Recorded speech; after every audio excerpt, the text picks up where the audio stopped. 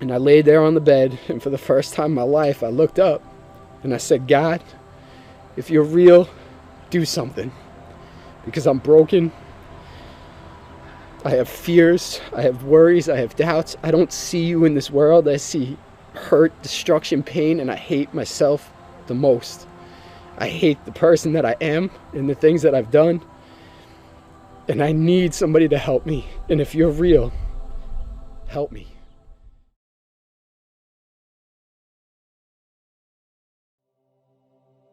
I grew up in a pretty broken home. My father countless times used to hit me, smack me around. I really felt no love in my household, no love in my home. I was very fearful of my father. He kicked me out at a very young age. I was about 15 years old, and I lived on the street for about 2 years. I showered up in a McDonald's bathroom. I stole food from a Wallbounds at the time just to eat. Felt like nobody cared about me. Nobody was there for me. As I grew up, I got more and more bitter and hardened in my heart as I saw the ways of the world and the things that were going on.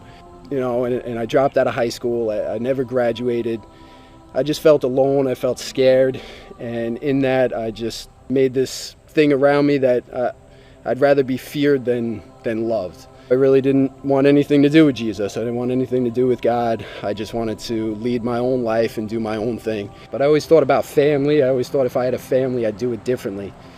And so when I finally got married and I met my wife, I thought things would change and I would be, you know, the man that my father wasn't, and I would love my kids. But it ended up that I didn't love my kids that way, and I was becoming more and more like my dad. And I began to get really angry at my kids, get angry at my wife, and I blamed them for the way my life was. I never looked at myself and said, it's you, you did this to yourself. I loved my kids, but I didn't love them. I loved myself more. I began to take all the money that I had and buy things that I thought were gonna bring me some sort of happiness, some sort of joy and peace in my life, but they never did. And it just grew more and more debt, and I got more and more angry, and I drank more and more, and then I started hanging with the wrong guys and the wrong crew, and I ended up getting arrested. I used to curse and scream at my wife. I would cut her down with my words. I would punch holes in walls. My kids were fearful of me. The very person I didn't want to become is the person that I ultimately became in my life. And it got so bad that me and my wife talked about getting a divorce. And I think my exact words when we sat there outside that day at my in-laws' house is, fine by me. If that's what you want, I don't care. That's how hard my heart was, but I began to think about it, and I was like, I really don't want to lose my wife and lose my kids, and where am I going to go? I was living at my in-laws at the time. I had spent all my money on ridiculous things. I didn't save any money. I had no career path. I had no hope. I had no future. And I felt like I'm just going to be alone again, and I'm going to be now this 30-year-old guy on the street like when I was 16. And I don't want to be that guy, so I was just fearful. And me and my wife talked, and she said, unless you change, unless you do something with your life, then I just want out. And so I said, okay, I'll look for something to do. And I just thought of any prestigious job I could get, and I thought a police officer would be pretty good, and I could prove everybody wrong that I could actually do something with my life. And so I filled out the preliminaries online for the San Diego Police Department, and I thought, great, this is going to change our lives. I was super excited. When I got out there, I felt good. I was in good shape. I had been working out. My wife said, this is a good thing. This is going to change our lives. And so all my hopes and everything were set on getting this job. The first day of the testing out there was a psychological, and there was 500 questions on the test. And when I left the testing, I felt very confident that I passed.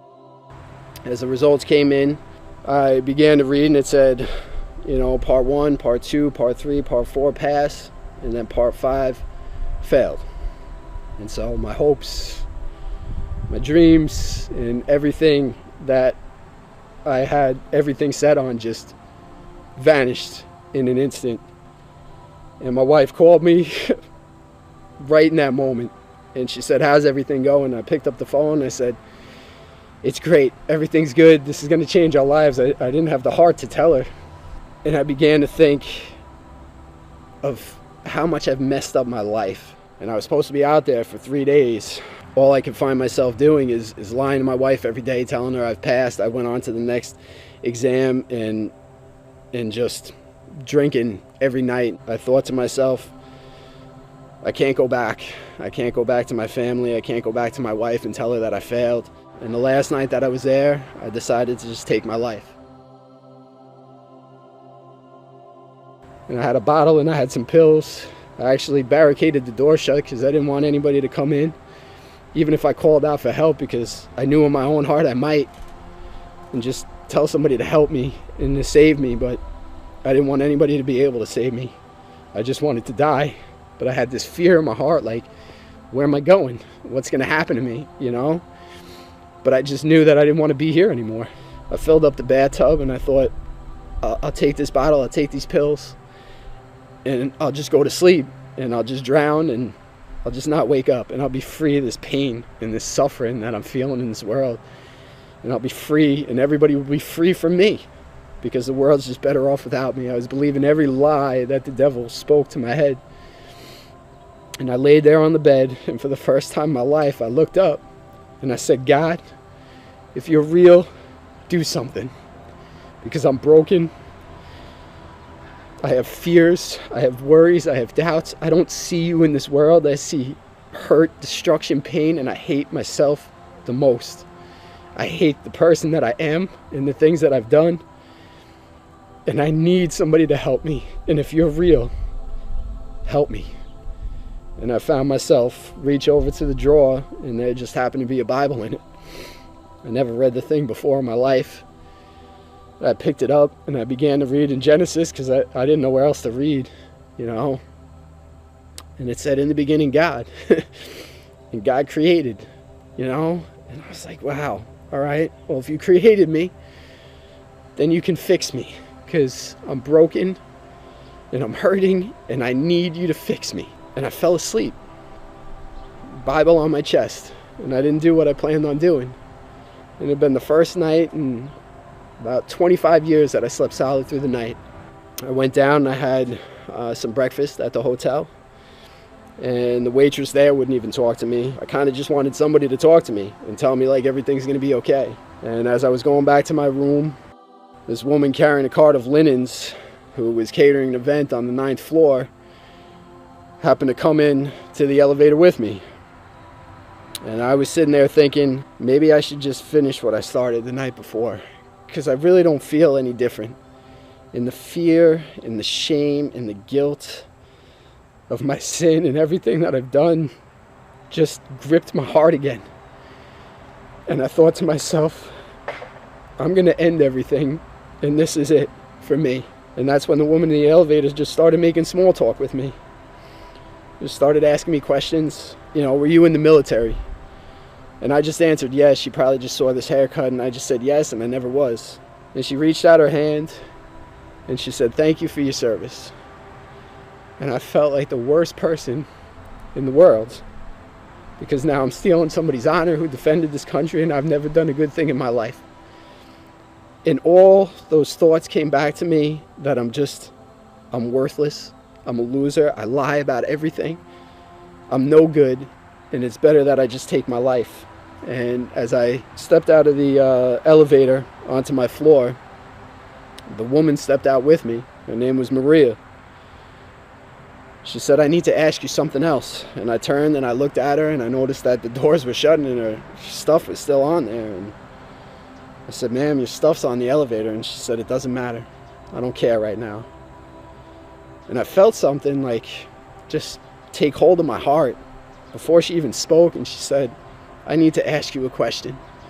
And she looked right at me and she said, if you were to die today, are you 100% sure you're going to heaven? Any other time in my life, I would have said, you know, get away from me. I don't need that right now.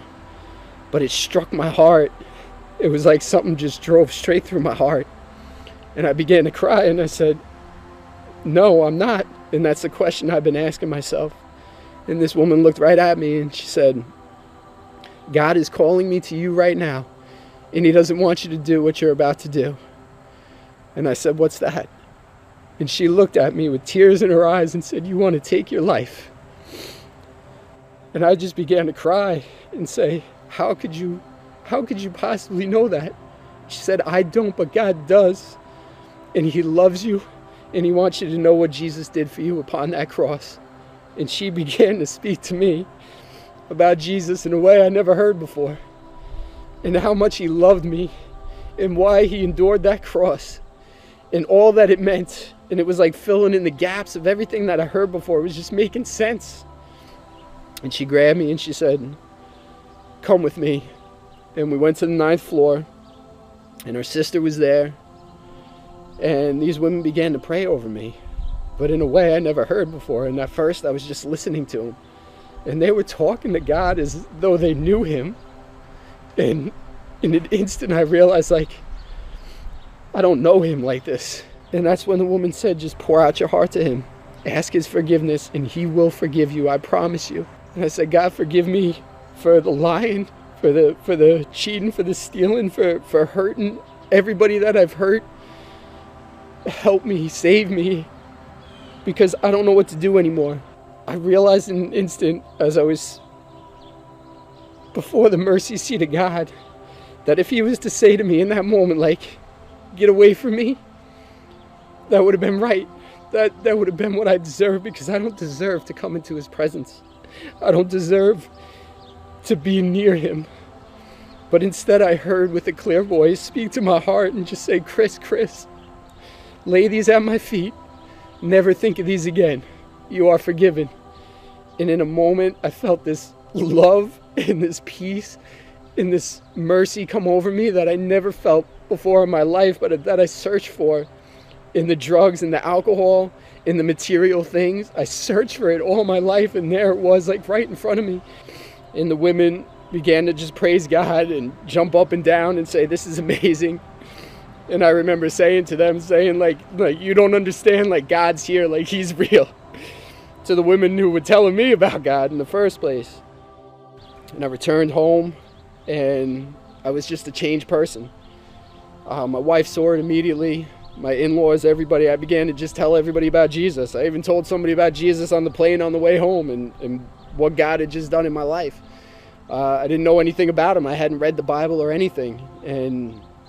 But what made it so real to me is 2 weeks after, I had just finished reading, or actually I think a friend of mine sent me 2 Corinthians 5:17, which says, "Whoever is in Christ is a new creation. The old is gone, the new has come." And I was like, the old man is really gone. Like, I was not that guy anymore.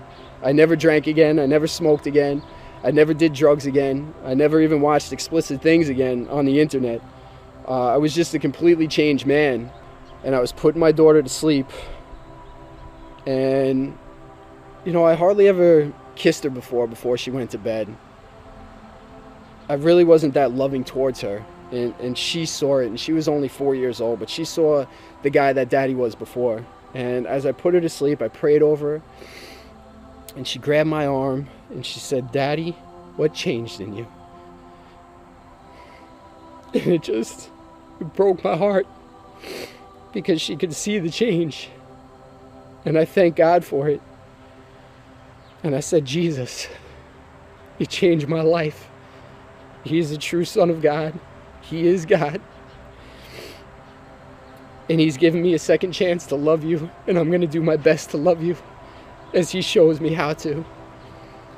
And she grabbed me and she hugged me, and she said, "I love my new daddy." The very verse that I just read. I don't do everything perfect, and there's many times that I fail, but I know that I could come to him, and I know that he's forgiving, and he's loving, and he's merciful. And I pray for anybody who watches this, and anybody who is feeling the way that I was feeling. God is there. He's ready and willing to forgive you of everything. He wants to draw close to you, and he wants you to draw close to him. And all you have to do is come to him by way of that cross, believe that his son died, believe that he rose again, and ask for his forgiveness, and he will forgive you.